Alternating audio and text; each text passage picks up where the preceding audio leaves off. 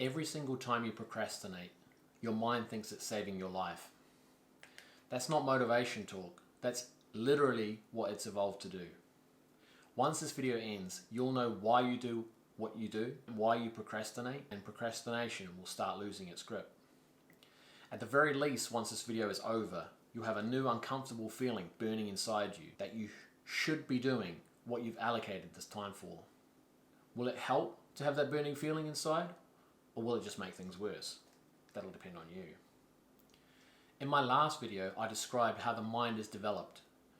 And for you watching this, your mind has developed into one of procrastination. Currently, that tells us that your mind runs you. Because if you were the one in control, you would just do what you wanted to do, right? And you wouldn't be searching for solutions to take back control.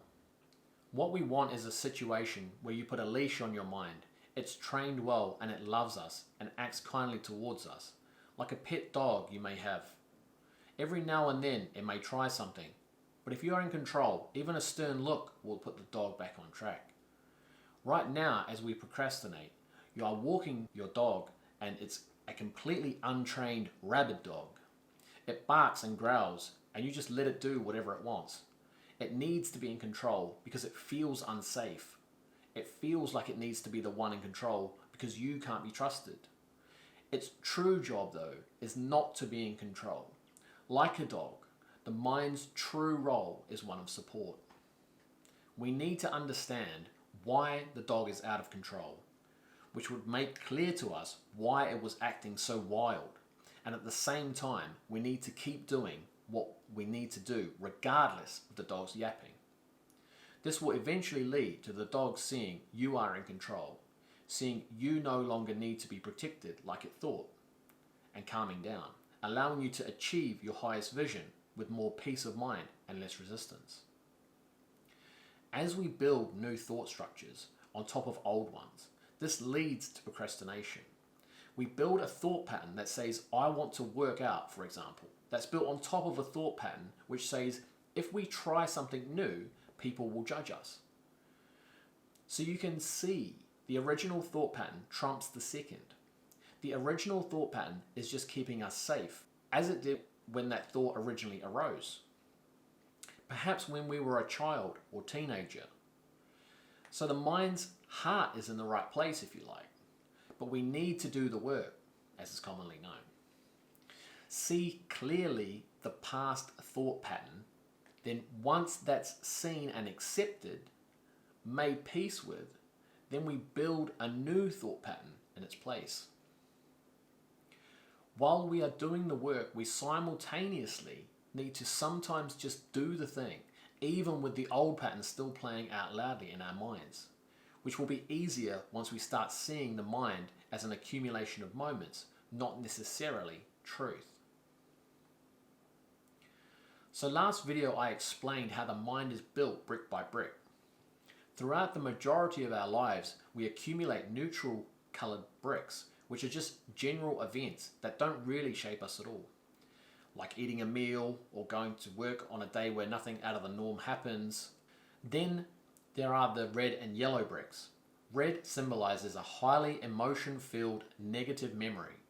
The more emotion, the more strong of a pattern the red brick will make. If our mother doesn't pay a lot of attention to us as we are a child, especially when we cry, we start to mistrust, forms a red brick. We go to school and get an answer wrong and the whole class laughs at us. We feel not good enough, red brick. We get eyed up in the locker room when no one is around and beat up, intense red brick.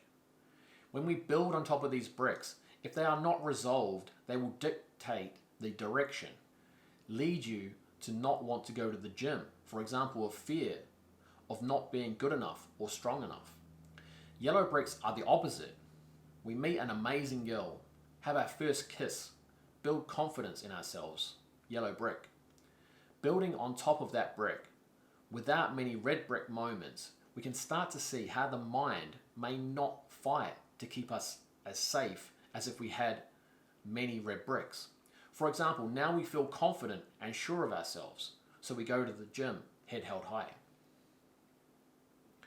Let's now add an additional layer to this. Suppose we sit at the computer, ready to start work, and the mind gets involved. It thinks of the difficult time you're about to have and aims to avoid pain and seek pleasure. Avoiding pain moves us towards safety and comfort, which keeps us alive, and moving towards pleasure makes us happy and thrive. At least it did 1,000 years ago, when we were running from tigers and eating fatty food or reproducing kept us alive, which was when the mind we still use now was developed. And the mind might be getting a big upgrade soon with AI, but until then you are stuck doing some work if you want to overcome the thought structure the mind's built, which leads you to constantly procrastinate. The solution isn't super simple. It's a three-pronged approach. We need to logically understand why the mind does what it does. We need to understand what the body does, what emotions do in response to the mind. We need to understand what steps to take to shift the brain's structure so it naturally, without fighting us, without keeping us safe and comfortable surviving, lets us crack on with whatever we want to do to get to our highest vision. Now, it's not foolproof. It takes time. This isn't an instant fix, but once you hear this, you can't unhear it. If it all makes logical sense and you can emotionally feel excited about it and you know what steps to take consistently to move past procrastination, it will become inevitable and integrate within you. Like a snowball rolling down a hill, growing over weeks, months, and years. I'm sure you've done something like started a positive habit, developing at a new job, getting better at a video game you struggled with initially, gaining more confidence socially or in a relationship. So we know it's possible for us, under the right circumstances, to progress towards something that will benefit us long term. Okay, first, what does the mind want? The mind wants to be safe and comfortable, and to help us survive. It believes the whole thought structure, needs to survive also to ensure that happens. So creating attachment links to reality is also important to the mind. Currently, this is what happens. Your path has led you to this moment. You plan to work out, for example. Your thought structure says, I don't need to work out today. I'll start tomorrow. Or, my friend isn't going today. Why don't we skip it? Avoiding pain. Keeping you comfortable and safe. Surviving. If you need more convincing, it'll target something pleasurable. If I skip just this once, or if I go tomorrow, I'll be there with my friend and have more motivation, so I'll lift heavier. I'll insert whatever your favorite pleasurable thing is in this moment, which can be eating some fatty food, playing video games, watching porn, smoking weed, etc. As we said before, it also wants to abide by thought patterns that were created in response to serious emotionally linked events in our lives, red brick moments. Thought patterns that keep us safe, comfortable, and help us survive. We see what the mind wants. It wants survival, which means safe and comfortable. It'll utilize pain and pleasure, plus past thought structure built in response to emotionally intense negative experiences to get what it wants. For example, you had an experience of failing in a sports game and your dad said you played poorly and didn't talk to you for a week. You then developed a thought pattern that said, if I fail, I'm not good enough. So then you avoid trying new things because of that thought pattern, and that trumps your desire to learn something new, leading to procrastination.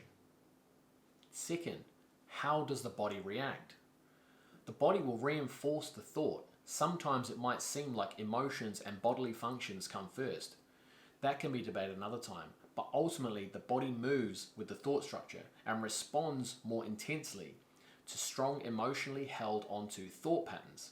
So when you think about getting up from your chair to go to the gym, and the mind starts giving its reasonings why you shouldn't go, the body all of a sudden feels heavy, feels hungry, feels horny, whatever pattern it has developed to work with the mind's intense past red bricks. So the mind avoids pain by saying, we can go next time, and the body starts to feel heavy. Then it seeks pleasure by bringing up a thought of a burger you were planning to eat after the gym, which would have been deserved and within calorie budget, but now isn't. The body reacts with a tightness in the stomach, indicating hunger. After we finish, the mind tells us we need to do better, as it thinks about us not following the path to our highest vision. Our body reacts by feeling anxious because there is a gap between what I want and who I am. We feel shame, which builds in the body, and we use porn to get that release. So the body moves with the mind. It's learnt to reinforce what the mind says, which reinforces the control the mind has. Okay, now we'll make the shift. We'll build a green brick of understanding. See my previous video to more deeply understand the role of a green brick. That from this point forward will move us on a path of doing instead of procrastinating. That will ripple into the red brick patterns and forward, creating a yellow positive pattern. This, like I said, is a process. Just by knowing the next 3 steps, the wheels are put into motion. But you'll likely see a steady increase over weeks, months, and years. Some people, it may instantly cause a shift. It depends on how the mind is structured. But for most people, it will create a new brick that will fester in a good way and cause us to create that snowball that increases in size as the months and years go on until we completely dissolve the need to procrastinate at all. Step 1, meeting what the mind wants. Alright, so we have a mind that wants survival, safety, and comfort, and uses pain and pleasure to get what it wants. So we need to understand that, see through it, and help it to understand that when we go to the gym, for example, we get stronger, which means we'll be safer and able to deal with more situations that arise in life. We get healthier, leading to a longer life and better survival. We are able to attract or be more attractive for our partner, leading to a better comfort level. We feel better comfort. The more we go to the gym, the more comfortable we will be in that environment. And that means the more comfortable we'll feel overall in the world and this body. Ultimately, survival will be more likely if we go. Now, you have your own puzzle to solve. Make a huge list why for you, survival, safety, and comfort is actually going to be met more so by going to the gym. Read it once a week to deeper instill in the mind this logical reasoning. It needs to come from you as well. Don't just use my examples. The more tailored specifically to you and the more you feel it resonates with you and it's deeply true for you, the more likely it is to be part of the solution to procrastination. Now we are looking to reward the mind for pain and pleasure thoughts. So recognize those thoughts when they arrive, moving you towards the gym. For example, if I don't go, I'll feel bad about myself. That's a painful thought that pushes you to go to the gym. I might not get that amazing partner. Another painful thought that motivates you. Or positive, if I go, I will be proud of myself. I will set an example for my loved ones. Show excitement for those positive thoughts pushing you to go. Like a dog is excited when you praise it and it gets a treat and therefore does what you want more and more. When you are delighted with the mind, it will produce that thought more often. A trap here is that the same is true for when you get emotional about seeing negative thought patterns that currently occupy your thought structure and prevent you from taking that step to the gym. So we need to try our best not to get frustrated by them arising. When the next calendar entry comes up on your phone and a thought says, I don't feel like going, arises, don't blame, judge, or get frustrated by the mind. That's an emotional response and just keeps that thought alive in the mind. The mind doesn't differentiate between good and bad thoughts per se.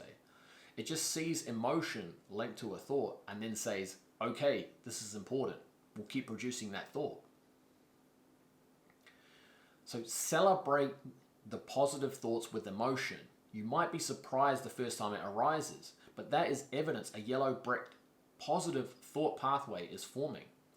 You can also map your progression, past and future, and see how often you go to the gym compared to before, or stay on task, or whatever it is you previously procrastinated on. Lastly here, we need to develop a way to start exposing the deep emotionally charged thought patterns, as they will be running the show long term. What we've just explained prior will be a very important part of initial change, but if we want long-lasting change across the whole system of thought, we need to start working on deeper layers of the mind to ultimately make it much easier to give our overall movement, our overall self, a direction of healing, and to further give clarity and shift deep internal patterns. Journaling, counseling, and meditation can be good forms to explore this. I don't have time to go into detail here, but watch my previous video titled The Hidden Structure of the Mind to get a better understanding of how the mind works and ways to start shifting these deep internal thought patterns. Okay, how will the body shift? Emotions and feelings will track with the changes in the mind. However, they may lag behind, and if you've got a habit of often not showing up when it comes to gym time, the body may for a short time become heavy prior to you going, even if the new thoughts are starting to become ingrained. If we know this is the case, we can expect it and understand that for a few days or weeks until the body is used to the new pattern, it may give us that existing heaviness when we are preparing for the gym. This is usually short term though, and if you are consistent with the new behavior, you'll see a change. The more often you make a plan to move towards your highest vision and you stick to it, the quicker the feeling will catch up. Third and final step, being clear on the path. Ultimately, the mind is like a wild guard dog. As soon as you get close to the outer limits of your mental comfort and safety zones, it'll kick into gear, using pain and pleasure, thought patterns, and loops to control you to keep you safe. That is an extremely important thing to recognize. If you are avoiding going to the gym, try to spot the pain you are avoiding and the thoughts the mind produces. Note them down, even if you end up not going, so you can later journal and reflect on them. Even doing that is a step towards progress. If you then see that you do something comfortable, like play a video game or watch pornography, overeat, etc., see that pattern and know, oh, this is the mind. Again, make notes and journal on it. Understanding why that happened. Be dedicated to understanding the mind and the thought patterns and working to create new pathways. Making changes to the thought structure and patterns we have inside of ourselves are long-term grinds. Every time we go to the gym, just to wrap this example up, even if it's once a week and we see no physical changes, it's a positive mental change, a positive mental and emotional step in the right direction. I feel like it's so easy to work on something for a month and not see changes, and the mind tells us, oh well, that hasn't worked, let's give up. It's just another way the mind tries to keep us in comfort. It's so clever. But if you keep working on that thing for 10 years, celebrating and acknowledging each win, tracking progress, even mentally, but if you can physically track the progress, that would work even better. Then you'll not only see the physical progress, but also how your mind has shifted over time. And the mind shifts stack. So when we move towards our highest vision on one thing, it'll generally make it easier when we move to shift another thought pattern. So don't think it's a lot of work just to go to the gym. No, it's stacking. It'll help work, relationships, spiritual growth, etc. If you can steadily progress and procrastinate less in one area, you can replicate it everywhere else. Lastly, it doesn't matter how old you are. This does work. I've seen it in people that commitment over time does lead to significant change, no matter the age. If you believe age limits you, it's just a belief, a sleight of hand by the mind. I hope you've gained some insight watching this video.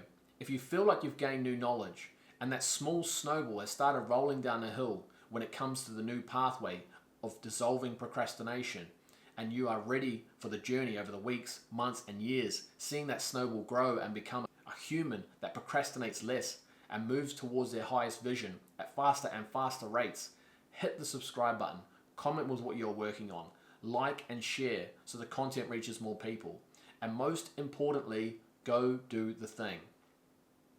Take one step in the direction, even if it's just a small shift, like you don't watch another video for 30 minutes, instead you go to your notes app and make a list of all the reasons why it's beneficial to your survival, safety, and comfort to do what you've been procrastinating on. That'll give the mind an opportunity to see a new pathway forward and take it. Change happens in the now, not in the future. So don't delay.